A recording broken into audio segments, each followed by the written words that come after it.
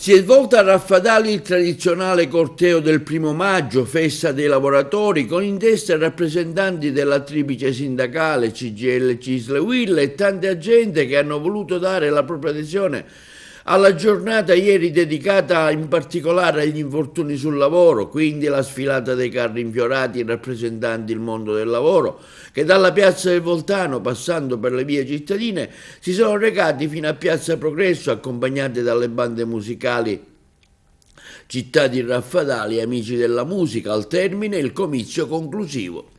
Bisogna anche lavorare su un'educazione culturale diversa da quella che hanno, non bisogna rincorrere a tutti i costi il posto pubblico, quindi lasciare la nostra terra per andare a fare possibilmente bidelli per una paga che non gli permette neanche di pagare l'affitto al nord. Bisogna cercare di costruirsi qua un'opportunità di lavoro e ce ne sono tantissime, visto che gli antichi mestieri stanno per scomparire. Oggi non si riesce più a trovare un fabbro, un idraulico, un falegname, qualcuno che possa aiutare le imprese a fare costruzioni, perché non si trovano più operai, non si trovano più imbianchini. Io penso che questi sono lavori che vanno e nobilitano pure l'uomo e il ragazzo, e deve cercare di rimanere nella propria terra facendo questi lavori che stanno scomparendo e che sono dei lavori che servono per la società, tra l'altro più remunerati rispetto a quando prende un bidello al nord.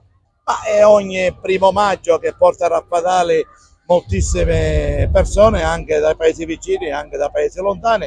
È una festa che è organizzata e festeggiata, penso, nella sua unicità in Sicilia, non ci sono altri posti dove il 1° maggio viene sentito come Raffadali, e noi cerchiamo di portare avanti la nostra tradizione mettendoci ogni anno l'impegno che serve affinché riesca una grande festa. È una festa che ogni anno si ripete, che è sentita sia dalla cittadinanza, sia dai lavoratori, dalle lavoratrici, ma soprattutto anche dei giovani, delle scuole e tutto.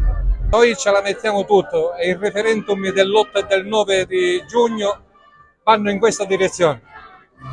È una giornata importantissima come sempre, ma quest'anno assume una rilevanza molto più forte, perché dobbiamo non solo commemorare e ricordare i martiri del lavoro, perché il 1° maggio è questo, ma anche cominciare a ragionare, perché bisogna di nuovo cominciare a fare le battaglie per i diritti del lavoro, per un lavoro dignitoso e sicuro. Questo è il tema secondo me di oggi. Lavoro dignitoso e sicuro. Giorno 8 e 9 di giugno ci sono i referendum. Invito tutti ad andare a votare e a votare sì. Bisogna intanto prevenire. Intanto una cosa importante è togliere questa follia del subappalto continuo. Abbiamo un'azienda prende un appalto, poi lo dà in subappalto, poi a sua volta in un altro subappalto, ma la responsabilità ricade su quelli del subappalto e l'azienda se ne lava le mani. Quelli sono piccole aziende e cosa fanno? Riducono la sicurezza e le persone muoiono. Intanto bisogna cominciare da lì e poi il governo deve fare queste cose. Il governo da questo punto di vista è inadempiente.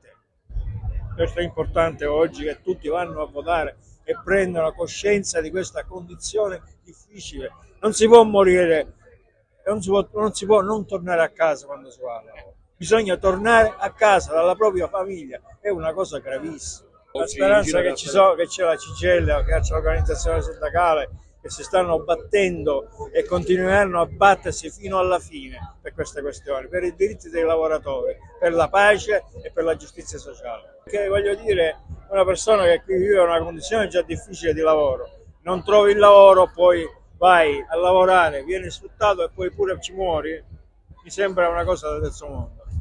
Stefano, che dire, la giornata di oggi è importante, abbiamo visto la partecipazione di molti giovani, ecco, il lavoro, la festa del lavoro. partecipazione del popolo del Raffadali, una festa laica, una festa del lavoro, è anche una rivendicazione per avere un avvenire migliore per tutti. Bisogna creare nuove occasioni di lavoro e favorire investimenti, solo così si può dare risposta ai tanti giovani che partecipano a questa festa.